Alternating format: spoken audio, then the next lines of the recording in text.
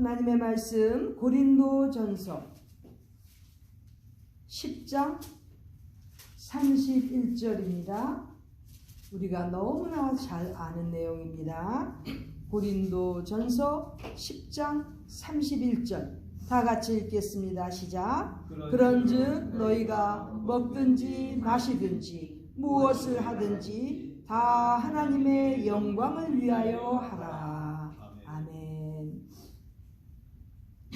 성도들은, 하나님을 믿는 백성들은 먹든지 마시든지 무슨 일을 하든지 모두 다 하나님의 영광을 위하여 하라고 이렇게 기록되어 있는 내용입니다. 참, 먹든지 마시든지 무엇을 하든지 이 내용은 즉 우리의 삶 전체를 말합니다. 한번 일생을 살아가면서 먹든지 마시든지 또 무슨 일을 하든지 이게 전부 아닙니까? 사실은 인생의 전부인데 그 인생의 전적인 삶을 하나님의 영광을 위하여 쓰라는 내용인 것입니다. 아무리 사소한 것 같아도, 가벼운 일인 것 같아도 궁극적으로는 하나님의 영광을 위하여 사는 그러한 성도가 되고 하나님의 자녀가 되라는 그 뜻입니다. 그런데 이렇게 하나님의 영광을 위하여 살아야 되는데 방법이 있지 않겠습니까? 첫 번째는 어느 누구에게든지 거치는 자가 되지 말라는 거예요. 거치는 자는 장애물입니다.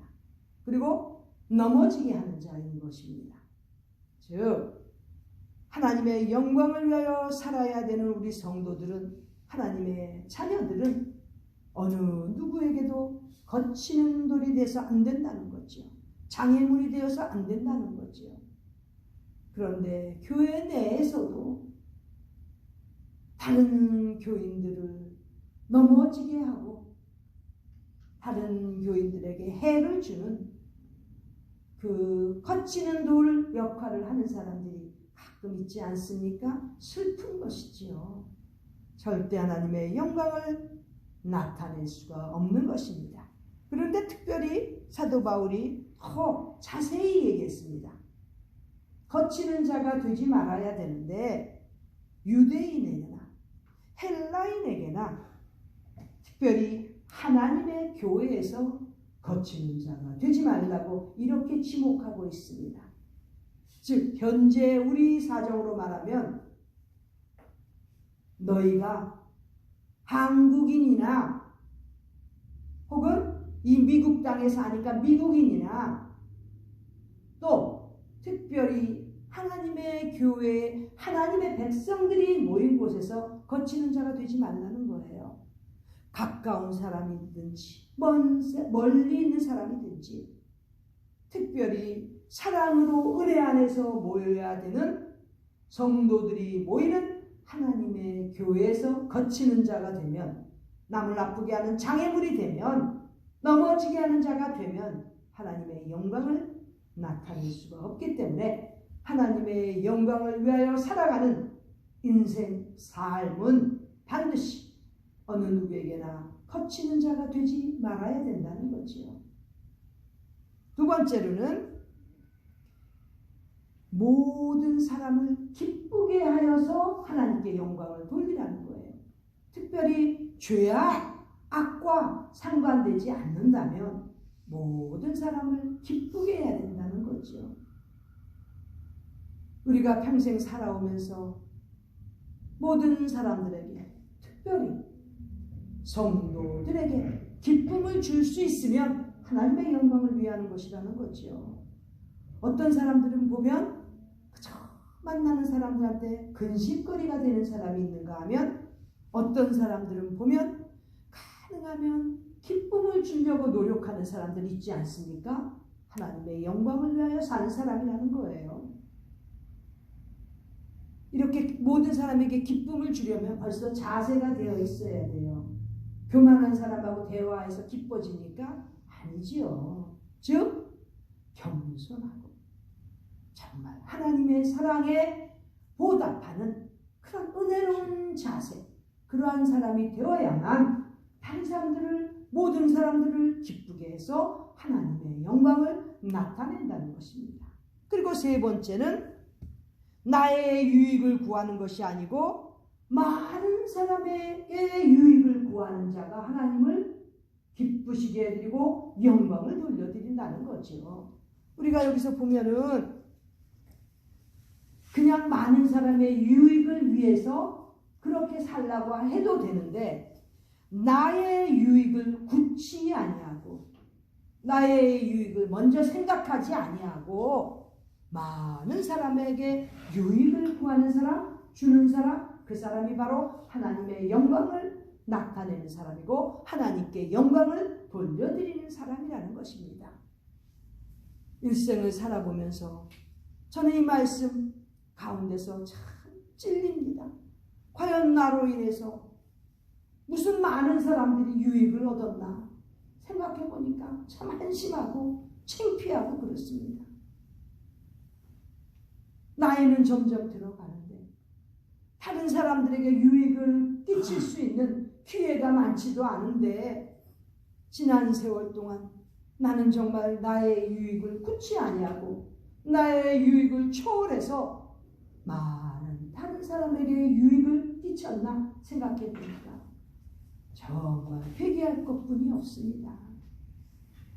안타깝지요. 그러므로 우리는 남은 생에 이후로는 정말 나의 유익보다 많은 다른 사람에게 유익을 끼치는 그러한 삶을 살다가 하나님께 영광을 올려드리는 신앙이 되기를 바랍니다. 그리고 오늘 사도 바울이 이렇게 하나님 앞에 하나님의 영광을 위하여 살아야 된다고 말씀하는 가운데 중요한 포인트는 왜 이렇게 하나님의 영광을 위해서 사람들에게 거치는 자가 되지 말고 모든 사람을 기쁘게 하고 많은 사람에게 유익을 끼치는 사람이 되어야 하는고 하니 목적이 한 가지 있다는 거죠. 바로 그 다른 사람들로 하여금 구원을 받게 하라는 거예요. 우리의 모든 선행이 구원과 다른 사람들의 영적인 구원과 관련됐을 때 하나님 앞에 영광이 돌아가는 것입니다. 많은 선행과 얼마나 그저 행사 위주로 가는 가운데 그것이 영혼 구원과 연결되지 않는다면 지네들 행사고 지네들의 영광을 위해서 하는 것입니다. 교회가 잘 기억해야 됩니다. 아무리 많은 일들을 했어도 아무리 많은 업적을 이루었어도 궁극적으로는 영혼을 구하는 구원 사역이 아니라면 다 헛고생이고 하나님께서는 영광 받으시지 않는다는 거지요.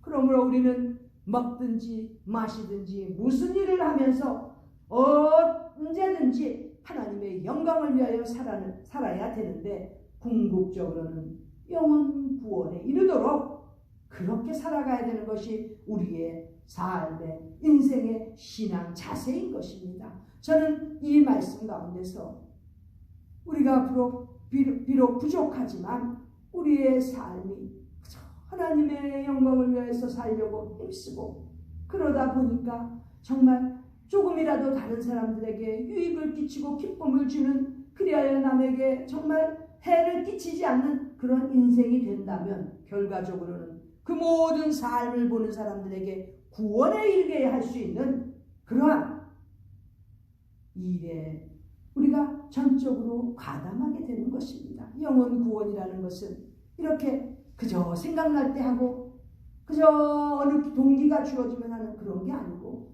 늘 우리 삶 속에서 하나님의 그 영광을 위하여 살다가 보면 저절로 다른 사람들에게 전도가 되고 그 사람의 구원이 이루어지는 아름다운 그러한 은혜의 삶을 살게 되는 것입니다. 우리 모두는 우리의 삶 속에서 정말 한 사람이라도 더 구원에 이르게 하는 그리하여 하나님 앞에 영광을 올려드리는 우리 모두가 되시기를 간절히 바랍니다. 기도드리겠습니다. 하나님 우리 아버지 지금까지는 우리 하나님의 영광을 위하여 부족하게 살았지만 남은 생에는 앞으로 더욱더 하나님의 교회에서 유익을 주고 기쁨을 주어 정말 한 사람이라도 더 구원에 이르게 힘쓰는, 구원을 위하여 힘쓰는 우리 모두가 되도록 하나님의 우리를 다듬어 주시고 인도하여 주시옵소서. 성령님께서 능력 주시고 그리하여 실망하지 않고 낙담하지 않고 앞으로도 전진하여서